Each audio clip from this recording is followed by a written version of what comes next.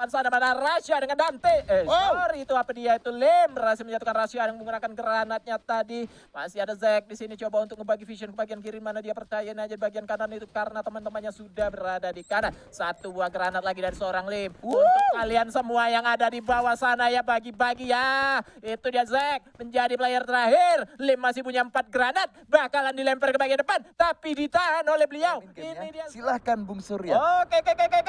Kita sudah ada di round 2 kali ini di mana menggunakan map Kalahari. Ini dia Tang City sudah bakalan turun aja. Tang City ini mau kemarin kan Tang City di eliminate Boom tuh. Aku baca komentar adminnya next match day ya katanya, tapi Boom nggak ada. Next match day berarti Dia nungguin Boom lagi nih. Nungguin Boom lagi. Ya dia nungguin Boom, cuma belum ada ya malam hari nanti ya. Nanti. Untuk kalian ya The Miss di next match day-nya. Tapi untuk saat ini player-player ya aku rasa di awal lah seperti biasanya pada awal-awalnya bakalan war itu mungkin belum akan terjadi lah. Betul, tapi kalau misalkan tadi Bung Surya sempat singgung The Maze, kalau misalkan ngomongin The Maze sih emang The Maze itu merupakan satu spot yang dari dulu kala itu Boom Esport udah ada di situ. Ya. Jadi menurut gua kalau misalkan Tang City sama-sama rotasinya di arah The Maze ya, jatuhnya Tang City pendatang baru karena memang dia tim baru juga kan di divisi 2. Iya. Tapi nggak masalah, meskipun begitu kan jatuhnya jadi ada persaingan yang cukup sehat gitu kan. Maksudnya persaingannya itu dan juga mereka itu yang kalah mungkin bakalan tertantang. Tunggu nih di match day selanjutnya aku nggak bakalan ke situ. Iya.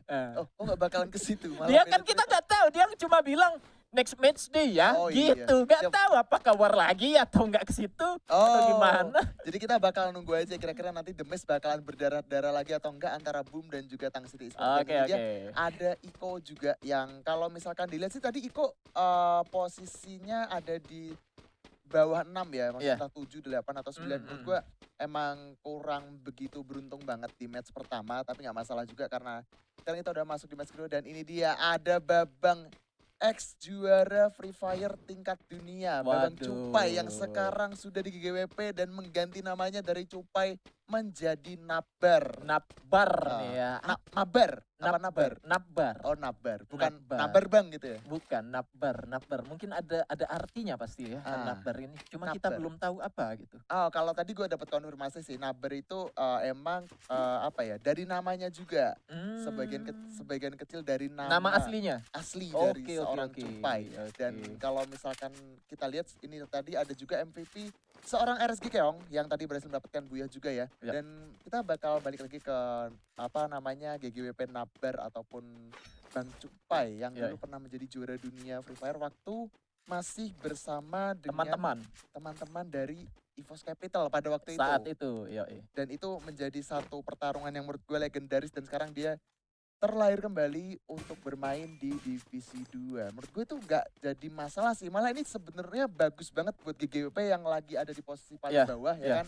Dia dapat semangat baru. Ini player barunya dari GGWP itu ternyata mantan dari juara dunia. Gue rasa GGWP makin tertantang dan makin naik banget mentalitinya buat mengejar poinnya karena dia bisa gue bilang ketinggalan sih di posisi ke-6. Lumayan jauh, tapi kesempatan mereka untuk ada di 2, 3 atau justru 1 masih ada walaupun agak sulit ya. Agak sulit, betul. Walaupun agak sulit tapi kesempatan mereka masih ada. Juga kalau ngomongin seorang Nabar tadi. Kenapa tuh? Aku rasa juga bukan hanya berpengaruh ke tim dan juga player-player lain di dalam satu tim GGWP, juga pengaruh mental dari seorang Nabar itu sendiri. Karena persaingan atau kemampuan untuk kompetitifnya terlahir kembali. Kemarin kan sempat libur nih. Nah ini bakalan ada kompetitif lagi, dia mungkin bakalan coba untuk melatih kemampuan kompetitifnya. Betul sekali, melatih kemampuan kompetitifnya. Dan tadi kita juga barusan lihat ya ada standing di match 1 ataupun di match sebelumnya.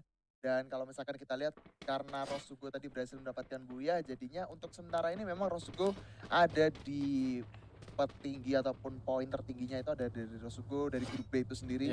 Cuman memang kalau misalkan dilihat sih tadi jarak antara juara hashtag 1 dan 2-nya itu gak terlalu jauh sebenarnya. Jadi karena masih match pertama juga buat Rosugo, saran gue sih lebih hati-hati. Jangan sampai melakukan kesalahan karena sepertinya di sini akan ada yang bertempur. Kita pantau aja dulu 2 tim mau Aura dari tim Ignis juga bakal bertemu dengan EVOS Immortal, di mana Zack menggunakan M249. Sudah ada depingan tadi dilakukan ke bagian bawah sana, dipanggilin teman-temannya. Ada Adrian di kanan, maju bukan satu, keluar juga sini, bakalan ngambil ke atas. Ternyata di mana Man sudah siap jongkok-jongkok, dia menggunakan core-nya tadi. Hati-hati Aura Ignis, ini player ada di atas kau, lempar 1, 2, 3 granat, bakalan meletup-letup di bawah sana ya. Bakalan dilempar granat dari bagian bawah. Oi. Ternyata di mana Rasha hampir saja bersama Jack terjatuhkan, bakalan dimanfaatkan mungkin momentumnya, langsung dinaikin aja oleh Irazor dan kawan-kawan, juga dilempari 1, 2, 3 granat ke bagian tangga. Di bawah sana juga sudah ada satu keluar, M249 Jack sudah bakalan didemekin aja, 1 granat kejauhan, bye. Ini dia Mars masih bakal ngedemekin lagi ke arah seorang Irazor, cuman Jujun masih standby dan gak jadi di cancel untuk nge-push ke tangganya tadi karena momentumnya sangat singkat sekali tadi. Betul, tadi memang sebenarnya Aura itu udah nungguin duluan di area bawah panggung ya. Dan EVOS tuh sebagai tamu pendatang mencoba untuk ngerusuin Aura. Gue kira bakalan melakukan hal seperti itu. Ternyata dari player EVOS Immortal sendiri mempop up beberapa gulolnya untuk naik ke atas panggung. Jadi bisa gue bilang karena ini masih 48 orang yang hidup. Ini berarti kita udah sadar banget dong. Mungkin dari EVOS Immortalnya juga sadar belum ada first blood sama sekali. Ya udah kita naik aja dulu ke atas panggung buat ngamanin posisi kita, daripada nanti kita jatuhnya kayak gambling. Fight dengan Aura, bisa menang, bisa kalah. Belum nanti kalau misalkan menang kena third party dari Giant Esport yang ada di arah kanan. Itu sih resikonya. Makanya kapten dari EVOS Immortal memutuskan untuk naik dulu aja dah, kita main aman karena masih utuh juga orangnya. Dan kita lihat dari sisi Monochromorph ini ada pergantian, di mana dari Nordisk untuk sementara ini diganti dulu dengan seorang Helenos. Dan untuk informasinya adalah dari Helenos ini merupakan salah satu support dari Monochromorph. Dan dia tuh sering banget menggunakan Baretta ataupun AWP. Cuman mungkin dia belum nemuin nih senjata andalannya. Jadi sementara dia masih pakai yang namanya AK-47. Dan gua penasaran banget kira-kira Monochromorph yang dikapteni oleh seorang Dante ini, akankah dia berhasil mengejar poin? Di grup B ada The Pillar dengan 81, selisihnya 2 doang. Dua saja selisihnya. Aku rasa bisa sih malam ini, harusnya ya. Harusnya bisa. Harusnya bisa untuk dua tim itu saling balap-balapan poin. Tapi The Pillars Gladius juga kita nggak bisa bilang mereka bisa kesusul poin karena tim ini cukup konsisten loh. Betul, itu di atas dia. terus walaupun jarak-jarak dikit ya, tapi di atas terus. Ya ampun, ada yang kena danger lagi. Ini 2 kali loh Bang Sipit, gua nge-cast elu, pasti elu kena yang namanya danger zone. Gimana kalau hobi? Aduh, gua kemarin dia bikin TikTok ya kan, bikin TikTok kena danger. Sekarang kena lagi, Bang Sipit ini 2 kali ya. Ya udah nggak apa-apa Bang Sipit, tetap semangat. Ini posisi di mana sih kena danger? Itu tuh di tengah tuh, di dekat di kanan refinery. Oh, dekat Bayfront dan juga Refinery ya tadi ya. Tapi GRC ada yang kena loh.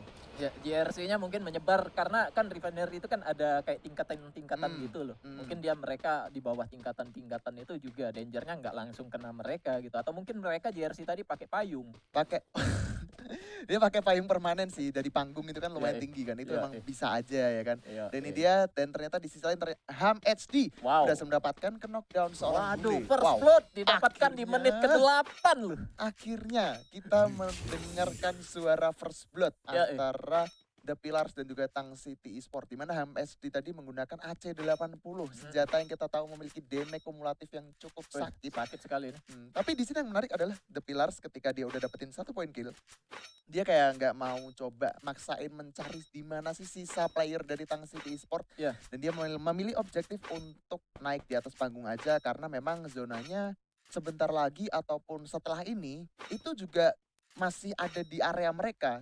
Jadi keputusan yang cukup baik sih buat mereka, masih menahan posisinya di suatu tempat yang sama. Dan satu fakta lagi tentang The Pillars, apa tuh? Biasanya ketika The Pillars udah standby di situ, zonanya nggak bakalan jauh dari situ. Ini pawang zonanya kuat banget sih The Pillars. Prediksi zona mereka itu kuat sekali. Mungkin itulah pengaruh dari tim yang mungkin jam terbangnya. Oh iya, jam terbang. Kalau kita bilang jam terbang mereka sudah tinggi lah untuk di divisi 2 ya. Dari season kemarin di awal divisi 2 ada, mereka sudah ada. Tapi kita bakalan pantau aja dulu mana Dodge dengan 12 granatnya. 1 lusin untuk kalian semua yang ada di depan sana ya. Mantap-mantap ya di situ ya. Jangan lari-lari ya. Ini tapi kayaknya tahu deh. Ini gue sering banget sih lihat ketika Dodge. ternyata Anda yang malah terdemik. Dudes di sini bakalan coba gerak aja dulu, coba mencari satu tempat yang dirasa aman. Tapi dari tim Bigetron Beat yang berada seputar Shrines, UAV Light ternyata sudah di-pop upin aja di sini, di mana mereka sudah saling mendeteksi. Di mana Nuntenzi berhasil menjatuhkan Koja dengan menggunakan double vectornya. Tadi Kucai hingga ada gerakan sama sekali. Masih coba untuk nge-backupin. Terkena knockout satu lineman yang meledak sendiri tadi. Sudah bakalan pecah aja di mana Kucai bakalan reload. Di end aja dulu satu player. Sementara Tadzi pun terjatuh. Ada Rise dengan menggunakan satu granat bakalan meledakin dua player di bagian depan sana. Tadzi masih ada Krono ternyata. Masih bakalan lempar satu granatnya lagi. Tapi dari tim Eco Esport masih dengan 3 player, sementara dari tim Bigetron Beat tersisa hanya satu player aja, kayaknya bakalan kabur juga. Rise 11. Yes, Rise 11 harus menjadi satu orang ataupun lone survivor untuk mengamankan poin dari Bigetron Beat itu sendiri, karena memang jujur aja tadi fightnya emang sengit banget antara Iko dan juga Bigetron. Awalnya sih gua kira Dudes bakalan melemparkan beberapa grenade-nya. Dari tadi kalau kita lihat dari 12 jadi 10 ya, berarti dia cuma ngelemparin 2 grenade-nya doang. Tapi ketika Dudes ini pengen cari momentum, tiba-tiba dia udah di surprise attack duluan oleh player dari Bigetron itu sendiri. Jadi yang awalnya Dudes pengen melemparkan beberapa grenade-nya untuk diledakkan, dia kayak membatalkan gitu aja, dan malah terjadi fight. Tadi awalnya memang dari Eco Esport harus kehilangan satu orang ya.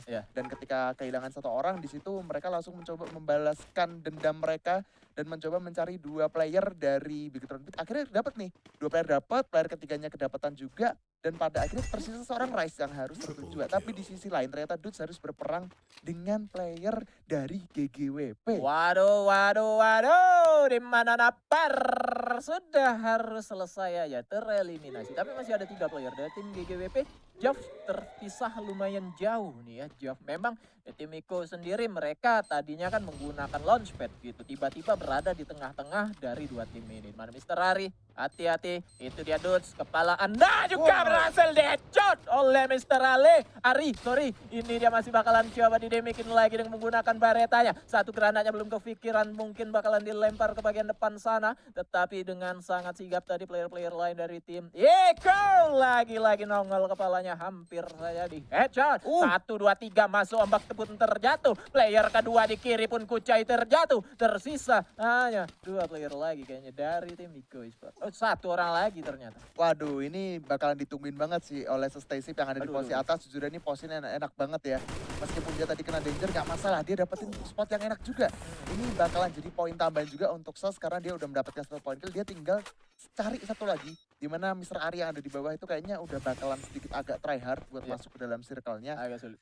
Tapi di sini Sos juga harus hati-hati karena circle-nya nggak ada di pihak mereka. Dan ternyata GGWP kayaknya bakalan ketemu juga sama Morp yang ada di sisi kiri. Waduh, tapi ngomong-ngomong Eco Esport tadi 1 player terakhir tereliminate oleh Playzone ya. Tereliminasi di luar itu karena zonanya juga sudah sangat pedih. Nggak ada opsi lain gitu, nggak ada launchpad di dekat itu. Mungkin dia harus berputar entah kemana juga, nggak masuk ke dalam zona dan tereliminasi. Kita berpindah aja dulu di mana sini dari tim Rosuke bakalan bertemu dengan satu squad di mana Yan 666 berhasil menjatuhkan Von dan Faiz. Bakalan dipush aja, ada 3 player sudah harus terjatuh. Yan dengan menggunakan 18-8 Dojet, tadi ada 4 orang di sana. Rosuke Sport harus eliminate di rank ke sebelah saya. Habis Buya terbitlah Tusun. Aduh. Emang kutukan dari dulu habis Buya terbitlah Tusun itu masih berlaku ya untuk FFML ya. Sayang sekali Rosuke ya. Rosuke sayang banget. Tapi di sini kayaknya ada perang lagi. Wow, itu dia match. Tadi menggunakan lontarnya dan Giant Esports ditumbangkan kali ini oleh tim Aura ini. Walaupun match juga meledakkan diri sendiri. Untungnya temannya masih ada di sini. Ya untungnya ada temannya sehingga dia masih bisa di backup ya. Dan ini menurut gua mereka cuan banget sih dari Aura.